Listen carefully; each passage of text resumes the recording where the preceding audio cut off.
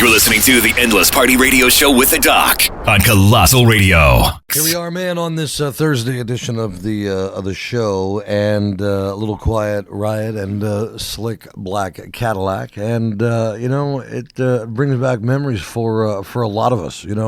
Driving around on the back roads and taking in Quiet Riot, taking in Whitesnake and Dio. And Ozzy, and then you have a guy that has been associated with these bands and has a great storyline. It gives me great pleasure to welcome Rudy Sarzo to the show. Rudy, in our case, good afternoon. In your case, good morning. Well, good afternoon to you, and good morning to me. How you doing? How's everybody doing out there? Man, I'll tell you what, we're stoked. I've got people that are all over the place looking forward to this interview. And let me first say thanks from my publicist to yours that we were able to hook up for a little while. Yeah, you know what? If you would have called me in the 80s, at 9 o'clock in the morning where I'm at, I would have people all over the place, too. But they would be unconscious. And now you've lived to tell about it, man. I lived to tell about it. You know what? I got great stories. That's about it. I know that. In talking with, like I said, with my publicist, Dave the Bookie, thanks, man, who's on board right now. His whole family's actually on board with this interview right now. You have a great storyline. Let's kind of like start there a little bit. I mean, did you ever think on some of those nights, and let's face it, you lived it and lived to tell about it, what the hell? Did you ever even think you'd even wake up the next day? Yeah, well, that was the goal. The goal to wake up. That was, you were busy doing stuff, but the most important thing was to make sure you woke up the next day. Yeah, exactly. You just did not want to miss what was going to happen that day. Yeah. So that kept you going. Yeah, indeed. It all started out with Rudy Sarzo. At an early age, with the influence of music, and I just want to fast forward to L.A. before it all started here for you back in the mid '70s. Why'd you end up in L.A.? You just picked up and say, I'm going to L.A. and I want to play in a band. How did it all come about? Yeah, I mean, I wound up in L.A. because beyond that is the ocean. I couldn't go any further.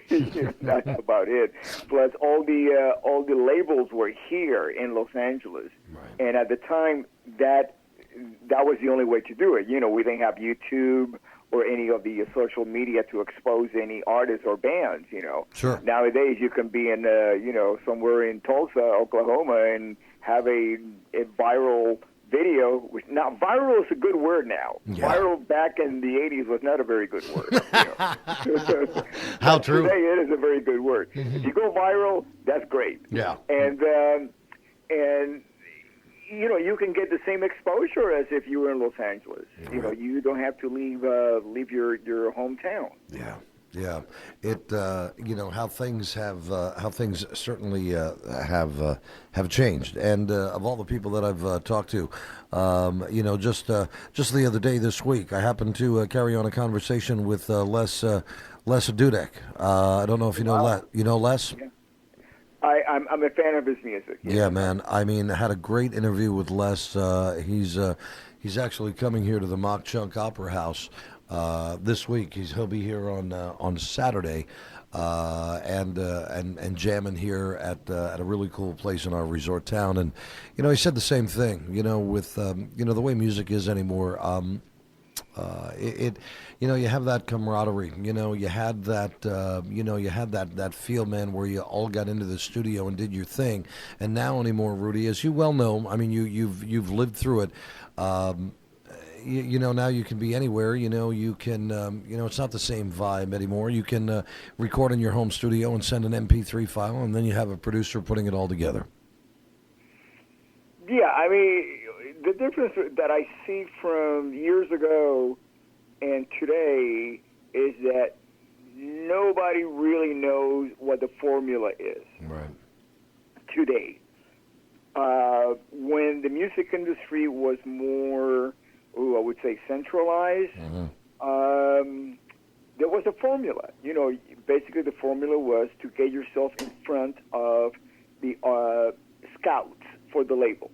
And the best way to do that, and I'm not saying it was the only way, but it was the best way, was to actually go move the band or yourself and find yourself other players in the places such as Los Angeles and New York. Those were the centers for the labels. They always have like a New York office and an LA office. Of course, I'm talking about the United States, because in addition to that, you had Toronto or Montreal or any London, any of the major cities. They have offices, the labels, and that's where you got the exposure. That's where the scouts.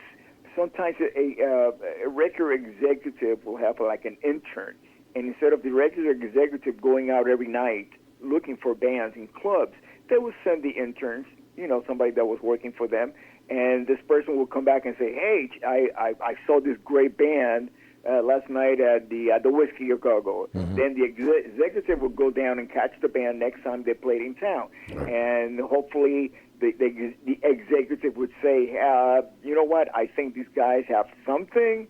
I don't hear in their material yet, so they'll pair you with a producer and maybe a songwriter. If they think that you have enough material but it's not arranged properly, they'll put you together with a producer that would help you out, find the arrangements, or a songwriter just to co-write with you.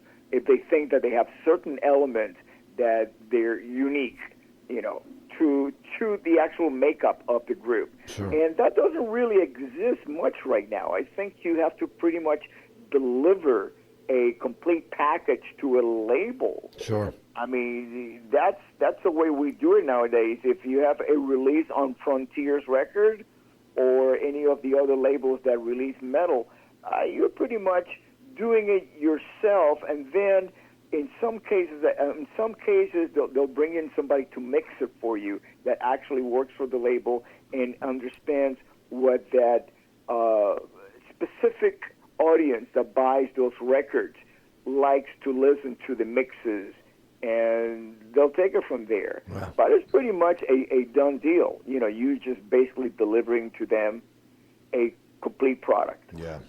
Not like it used to be where everybody shows up in the studio and jams, man, for sure. Rudy Sarzo on board here with us from, gosh, man, you can go like, Quiet Riot fame, of course, Ozzy, Dio, Whitesnake, so many more. Now the Guess Who.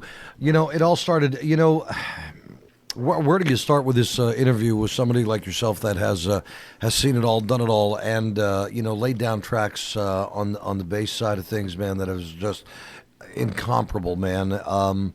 Quiet Riot, it was like a band that you were with and then kind of like slid away from and then came back to, right?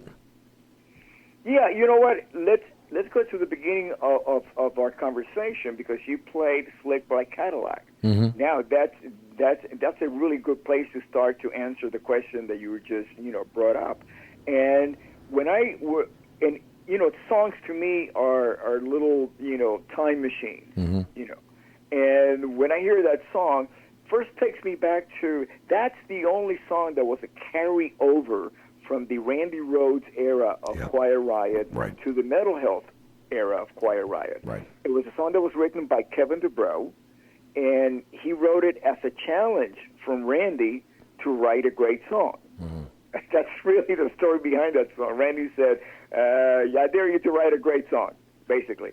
And Kevin wrote that song by himself. And to me, it's a classic. And I got to play it with Randy. And then when I was still a member of Ozzy, when I got a phone call from Kevin DuBrow to go in the studio for a project that they were working on. It wasn't signed yet, and it was not officially called Quiet Riot again. It was kind of like there were some ideas being thrown around what to call this thing, that actually it was DuBrow, because after Randy left Quiet Riot to join Ozzy, Kevin kept performing as DuBrow, and he had like a revolving door of musicians around town. And I was living with Kevin right before I joined Ozzy, so I was also playing in Dubrow, on the weekends with Kevin locally.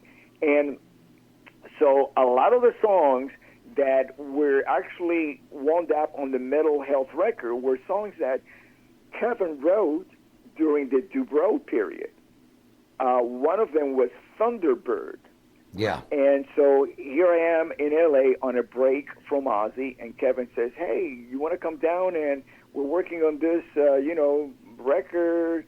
We're not signed yet, but we're gonna record Thunderbird, and would you like to come down and play that as a tribute to Randy? Because that's how he wrote it.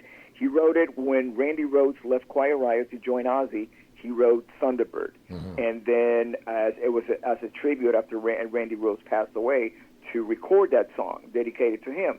And of course, I used to play that song with Kevin in Dubrow, and I went down to the studio, and it was Frankie Benali, who I had been playing on and off with Frankie since 1972. And so this is like 10 years later, 11 years later. Actually 10 years later. 1982, we actually recorded, and then Metal Health was released in 83. And Carlos Cavazo, who I already knew from the local circuit, he was in a band called Snow. And so we tracked it, like in a couple of passes. I knew the song very well. And so we had like a few hours left in studio time, and Kevin says, and the producer, Spencer Crawford, they say, hey, do you remember any of the older songs? And one of them was like Black Cadillac. And so I say, yeah, give me a couple of minutes, to remember it again. We took a couple of passes, and we recorded it there live. Live, I'm meaning everybody in the same room playing at the same time. Sure. We tracked it that way. And then I kept, recording all the songs, and like Love's a Bitch, and, songs that I was doing in Dubrow already, that wound up on the Mental Health record. So by the time I left the recording session, even though I was still a member of Ozzy, and I was yet to record that week, the following week, the Speak of the Devil Black Sabbath re-recording album with Ozzy, I left that session having recorded 4 or 5 songs from Mental Health already. Yeah. Your story, and this is what I told people leading up to this, and those of you that aren't hanging out with the show, and we've got people across the country, it is Rudy Sarzo on board with us, bassist for Quiet Riot and Ozzy and Whitesnake and Dio, and now the Guess Who. Incomparable Rudy Sarzo on board here with us on the show. That's what I said to those of you that are listening here leading up to this interview. The storyline that Rudy, tells, and the picture that he paints on this phone interview or any interview makes him, so exceptional. And I thank you for that, because you can really feel with the same way you play, the stories that you're telling us and hanging out with us here on this Thursday. A couple of things going on, and getting off track, not off track, but taking a sidebar here from getting started. You fled Cuba. Your parents and brother back in the day, you left everything behind, right? Your parents left everything behind for you guys. Yeah, once you leave a communist country, it's not like you're really moving. You're actually fleeing, like right. you said, Right. So right. Basically you leave everything behind, because you can't trust your neighbors right. anymore, because there's a certain watch group that is set up in every block to watch, what's going on, and to report to the party, right, to the Communist Party, right. all the activities going on. Right. How did they actually flee? How did you actually flee Cuba? Well, back in the day, it was a process. It took my family about a year and a half to, get all the proper documentation. First of all, you have to have the passport, you have to have visa, you have to have somebody to claim you from the United States, and just the due process. And that took a while. and then get the airline tickets. So we left between Bay of Pigs and the missile crisis. I'll be darned. Right in the middle of that. I'll be darned. Something else, doing a little research on you as well. You have a passion, and this hits big with me. I did a fundraiser last year with what I did for them through a radio station I was working for. You have a passion for animal rescue. Yes, I do. And to me, it's like breathing. I don't even think about it. I just do it. That's great. It's I mean, if in my lifetime I can contribute to abolishing kill shelters, which is my goal, I will die a very happy man. That's awesome. I'll tell you. You're like I said, the incomparable Rudy Sarzo on board here with us. Touching base on. I could go on for a week, hanging out with Rudy and some of the questions, and so many that are popping into my head, and I go into an interview not writing down any questions at all, because to me I like just shooting it from the hip, and you went from Quiet Riot, got over into you and Randy both, Randy first, then you over into Ozzy with that. That was that probably was a crazy ride there. I mean, we all know Ozzy certainly was up and over the top, especially from drinking and drugging there. Was it hard to work in that situation at times? No, I mean, I was so grateful to be there that it wasn't a question of being hard. It was a question of adapting, adjusting. I had never been on tour on that level before, and and Ozzy and Sharon too. They're very unique individuals, and they have unique ways of doing things. And thanks to Randy, he helped me out a lot, giving me advice how to handle things and not to take things personally. Which is a whole different structure. They were incredibly loving and giving, and I owe them my career for giving me this guy who had no resume. I was just a guy sleeping on Kevin DuBro's floor, but because of Randy is the one who kept saying, listen, Rudy is the guy that you're looking for, because basically this is what was required of the new bassist for the band. They were looking for somebody who was not going to be a bad influence on Ozzy, with the drinking and partying and whatever. Sure. Somebody who was going to be a somebody that could hang in the bus, because everybody was traveling in one bus. Mm-hmm. Sharon and the band and all of us, and Rachel, and somebody who could actually play the music, learn the songs, trust somebody that you could trust to be in the band. And I had gained Randy's trust already by playing with him in Quiet Riot. Yep. And spending time. I got to spend most of the time during my years with the Randy Rose version of Quiet Riot, actually teaching at Randy's mom's school, Musonia. Right. So we got to spend a lot of time together. Right. And they trusted. Randy put his own trust on the line to bring me in, and his own trust with Ozzy and Sharon. Right. So that's how I wound up in the band. Yeah, and we certainly miss Randy for sure. Definitely miss Randy. Life cut way too short. You have some other things that are going on, and touch base a little bit on a project that you do have. Author of the book Off the Rails. Yeah, I wrote the book about 10 years ago because when I started getting heavily into social media, actually longer than that. I've been in social media since '95. I got into social media because I had my own label, Sarzo Music, to promote and distribute and produce rock in Spanish bands and from South America. So that's when I really got heavily into social media, and I haven't left since. And I found that there was a lot of misinformation and all of these conspiracy about surrounding Randy's death. And so I waited for a while, a couple of years to see where this was going, or if somebody connected with the band who was there to witness what actually happened, if they would write a book or make some sort of statement, clearing things up. And it did not happen. So I took it upon myself and said, you know what, if I don't tell what actually happened, because I was there, this whole thing's going to spin out of control, And once it does that on social media, it never gets corrected, Right. And so that's why I wrote the book. What a tribute to somebody that has meant so much in Rudy Sarzo's life, Randy Rhoads. Very cool. Listen, you can find the book. You can find it online. You can find it on. You just go to Amazon, and you can order it in print, and you can order it on Kindle.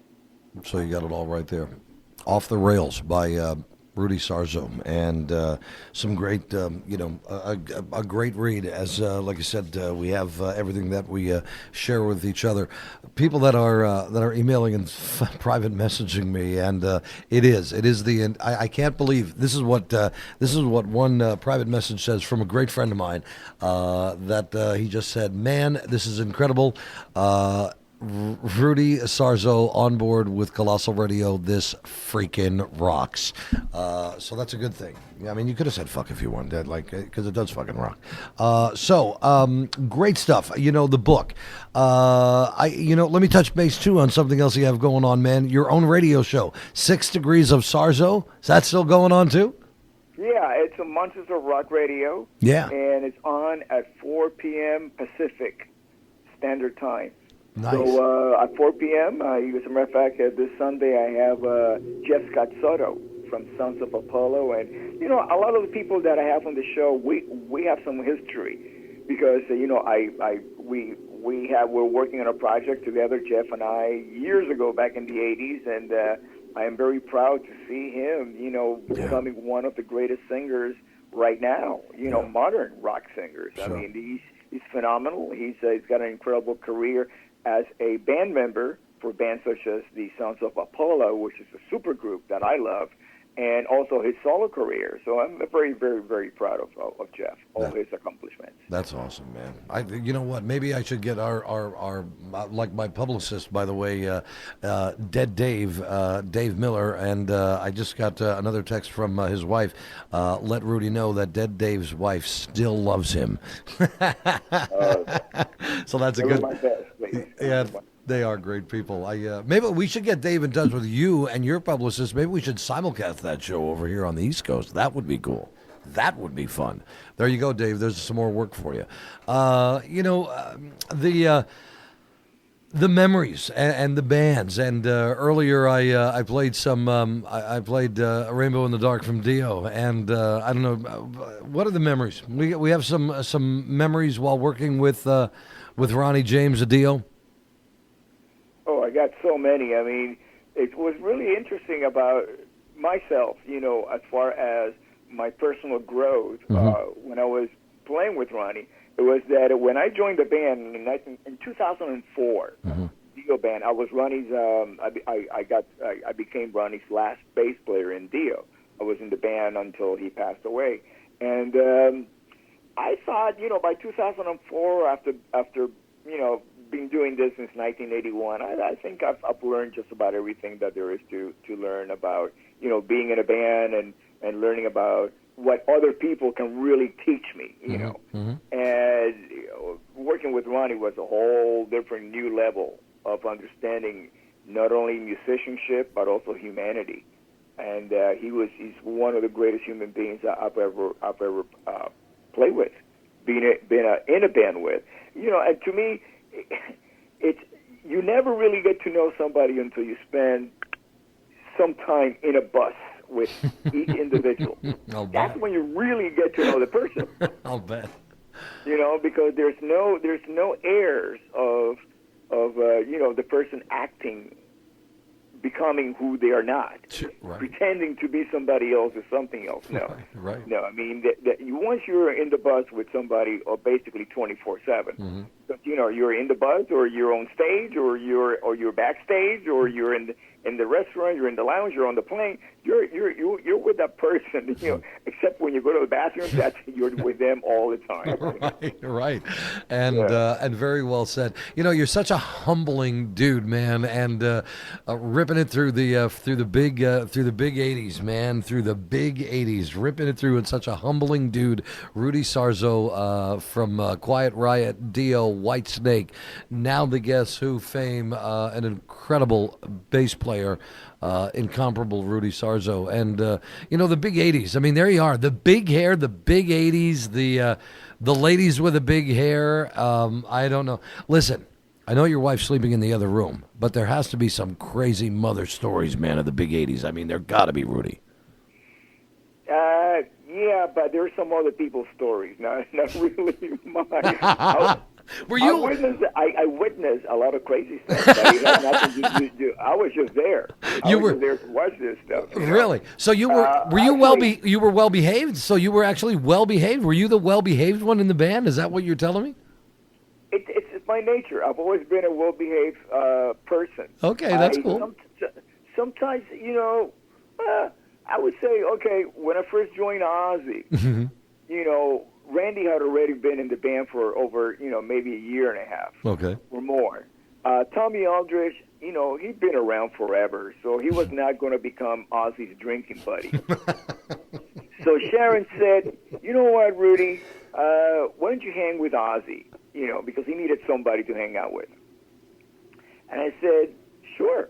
It's Ozzy Osbourne. Of course I'm going to hang out with him, And... yeah, I just couldn't keep up with him. It almost killed me. And you have to, so I came to the realization and say, you know what, I've been working all my life to get to this level in my career. I'm finally here. I'm not going to throw it away. I can't do this. So I just, I told Ozzy, I'm on the wagon, basically, is what I told him. No kidding. So, Yeah. who was the? Well, we all know, like now in with Ozzy, he was certainly the wildcat. Who was the wild one? Who was the wild one in Quiet Riot? Who were, or were you all well behaved? I can't see you were all well behaved. No, in Quiet Riot early on, we're talking about 1983. It was a toss up between Kevin and Frankie. Okay. Yeah. Okay. Yeah. That's fun. It's and just what you say there. Sometimes the stigma, and I can relate on my level, not your level, but I mean your international fame, but my level. Sometimes I look at people, let's say like yourself in a band, going, "Whoo, Quiet Riot." It's like, man, partying till 3-4 o'clock in the morning, getting back up, and this goes on every single day of the year, and not really so, Rudy, right? Not really so. Well, early on, let's say, okay. Since you asked me that question, and actually it's a really good question because it takes me back and I'm analyzing things. So I'm analyzing as I'm telling you. Mm-hmm. This because I never really think about this. Mm-hmm. You have to take into consideration that when you make your first record, and I'm talking about Quiet Riot Mental Health, right? You have years accumulated of pressure, personal pressure, and you're composing. So your first record is made out of the best material you've written in the last 10 years or so. Mm-hmm. Then you put that on a record, and it's finally there on the record. It's getting airplay. You're going on tour. So now it's a little bit of a time to celebrate. Mm-hmm. This is your like, okay, the pressure is off. I can relax now. I can maybe party a little bit, mm-hmm. relax a little bit. And then that relaxation becomes a daily routine. You're in the buzz, you're meeting new people, you're hanging out with the headliners. Mm-hmm. I mean, we tour with everybody mm-hmm. on that Mental Health. When the first record came out in 1983, first tour was with the Scorpions, so you party a little bit with the Scorpions, and mm-hmm. then We did the Oz Festival, and then we started continued touring with ZZ Top. Now, we did not meet ZZ Top, and we met them. Just meeting. We didn't hang out with them until the last day of our tour in Hawaii. We got to meet them backstage after we performed. That was it. We didn't get to party with them. But then we went on, and Loverboy, we opened up for Loverboy, and they were not the partying kind. Right. Absolutely. So we have our own little parties going on, Right. And then Iron Maiden. Now that's a different story. We did hang out with that. We did party with Iron Maiden, great band. Black Sabbath. We didn't get to do a whole lot of partying with them, but they were real gentlemen, and they took great care of us. Wow. And by Black Sabbath, by the time we were touring with Black Sabbath, we got to number one. We became the first debut metal record to go to number one on Billboard. And I'm talking about the days when, your competition was Synchronicity by the Police and Thriller, Michael Jackson, the biggest record in history. Just to be able to go to number one then and there, that was phenomenal, and to be in such great company because we're all fans of all those artists, And then after that, we still opening. We went on tour with Judas Priest in England. We did a little hanging, and then we started headlining. And by then, we had Night Ranger, who had a history with Brad Gillis. Of course, he was my, bandmate in Ozzy. After Randy passed away. Correct. And so that was wonderful. I mean, but then again, it was control because now we're headlining. Now it's a whole, it's different when you're doing an hour and a half as a headliner than doing like 45 minutes or 40 minutes as an opening band. You get off the stage, you're just getting started.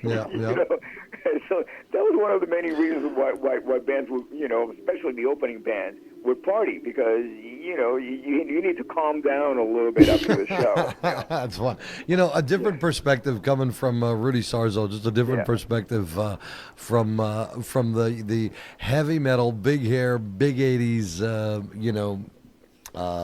era, man. And, again, an incredible bass player. I look over all the people that you've played for with. If it was only for a short term or they needed somebody in there, you have Blue Oyster Cult. You were in there with BOC for a while. I mean, just iconic rock and roll bands, Rudy. Yeah, great.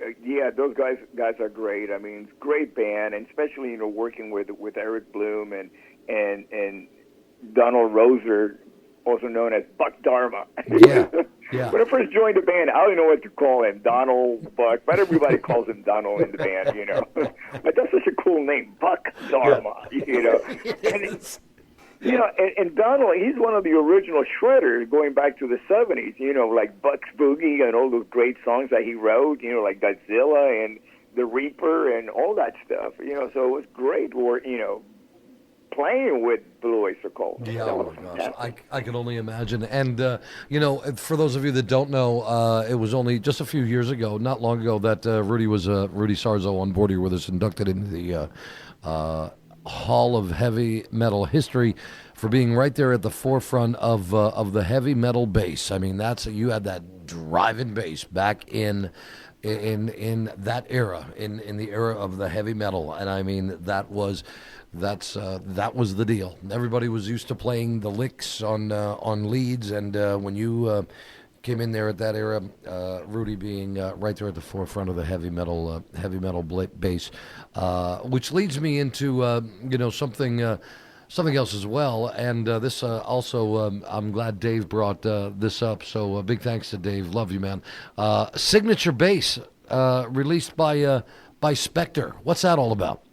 Yeah, it's my signature bass, and I love it. As a matter of fact, I was just playing it right before I did doing the interview. It's always on my lap, and it's a beautiful bass. Needless to say that there's a couple of demos.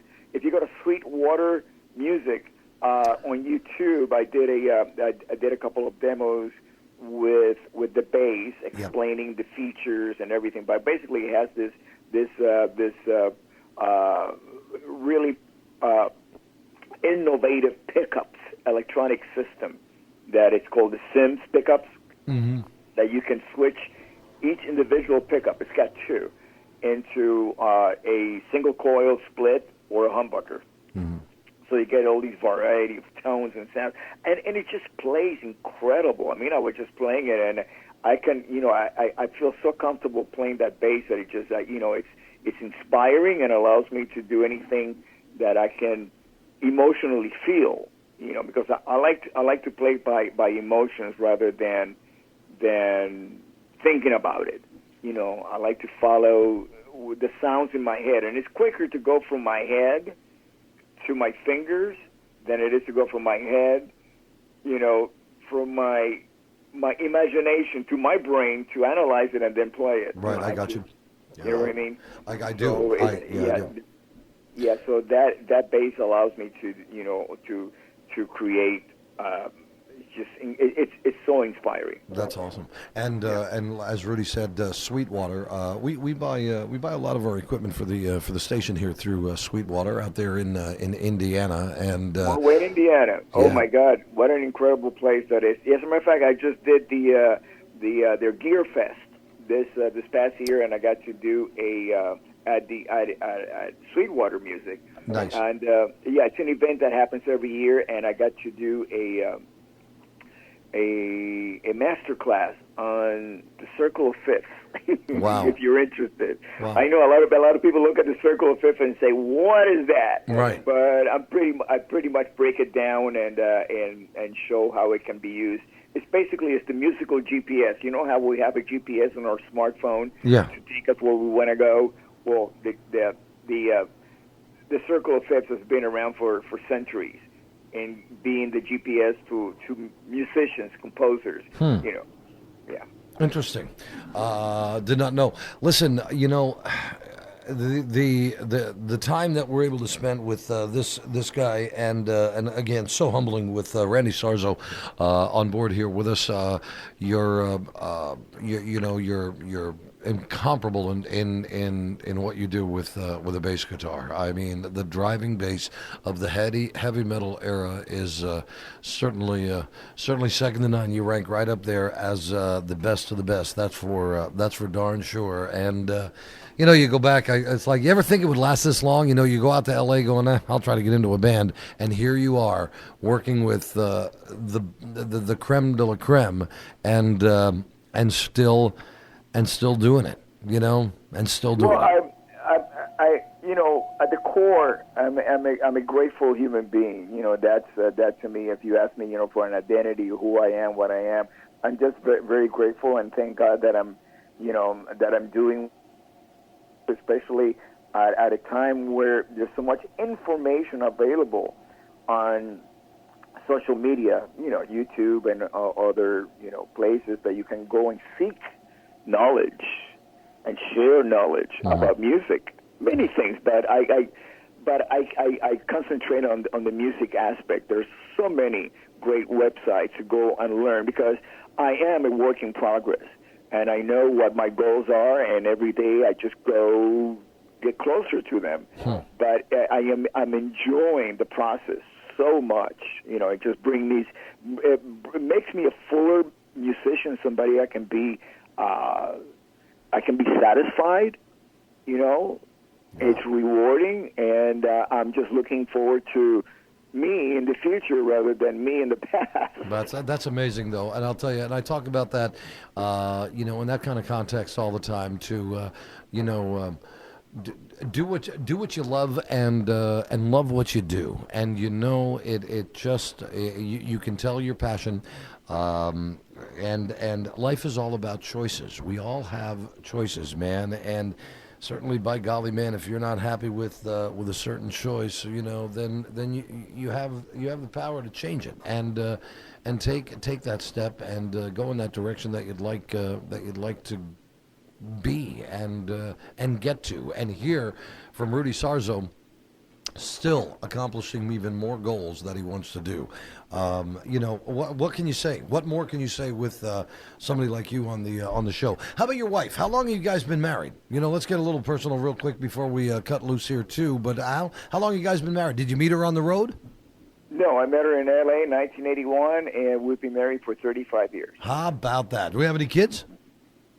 No, but I got a little Yorkie there right now. I'm rubbing her belly right now, so that's my furry baby. All right, there you go. 35 years. How about that? That's lasted longer than two of mine together. But anyway, that'll be a chapter. That'll be a chapter in my book. I don't know, the comments. It's like Rudy is so cool. I'm reading a few comments that people are sending me here. I think people have got that haven't ever had a chance maybe to catch up with an interview that you've done in the past. I have, but what a humbling, true to his art kind of guy, man. And I mean, the questions, we can go on and on and on. If there's one thing you could leave us with, or one thing maybe we all should know or don't know about Rudy Sarzo, what would it be? I'm a pretty transparent guy, so I don't know if there's anything that people don't know about me. Because if they come on social media, they ask me questions, and I'll be the first one to answer them. I'm an open book, basically. Yeah. No, I'll tell you, it's been a whole lot of fun being able to help out.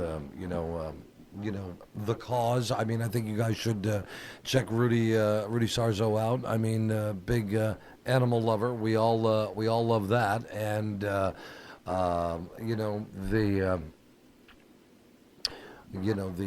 from the website to the music scene and everything else that goes along with Rudy Sarzo, you'll certainly find it on on social media. It's great that you've been around the social media scene too, like you said, since like 1995, man. Yeah. Like I said, I started more like a marketing tool to promote my label back then. That's great. Sarzo Music, and That's great. Yeah. Actually, it was easier to create a website back in 95 when you had software like PageMill, Adobe PageMill, Yeah. and all this other coding that not exists, beyond HTML. And now it's almost like you have to dedicate your life, to learning how to write, code for all these websites now. Indeed. It's certainly been a pleasure hanging out. I could go on and on. I ask, we could go on and on with stories, and but I'll tell you, to be able to hang out with you for for 3/4 of an hour here, man, on Colossal Radio, Rudy Sarzo of Quiet Riot and Whitesnake and Ozzy fame, and now we probably could end it here, because here you are now. The Guess Who is still out there, another awesome band. You're still basing it up with the Guess Who. Yeah, I mean, I've been official member. The founding member bass player Jim Cale passed me the torch on stage, actually, which is the first time any bass player has ever done that for me. So that was wonderful, Wow. And we have our founding member drummer Gary Peterson. Right. Right. I mean, the band's been around since 1965. Yep. So it is wonderful to actually play with the drummer, who is the only member in the group that has played on every single record, Guess Who record. Yeah, that's amazing. A lot of people might not know this, but there's that not all the members. Let's say Burton Cummings was not a member of the Guess Who yet when "Shaking All Over" was actually recorded. Huh. That was Chad Allen in the group singing. And then a little while after that, Burton joined the band, and then Randy Bachman was in the band from the very beginning, but he left in 1969, right after American Woman, and then they had other guitar players in the band, with songs like Share the Land, and they had a few other hits, hand-me-down world and stuff like that. Yeah. So, the band has a long history and a long legacy, and just it's such a great I grew up with the Guess Who, so be able to go on stage and play with the band, and most of the members actually, like our keyboard player, he's been in the band for 25 years, and Derek Sharp, our lead singer, for about almost 15, and so on. So there's a long history, a beautiful legacy to the band, and beautiful music, and just a great bunch of musicians to play with. Oh my God, it was awesome. I just ended up before the interview too, earlier this morning here. We threw in "No Sugar Tonight" by the Guess Who, one of my all-time favorites as well. And, great, yeah. All those songs are so great, and we're actually, the band released an album last year, and we get to play 3 of their new songs in our set, and they're all seamless. They fit so well with all the hits.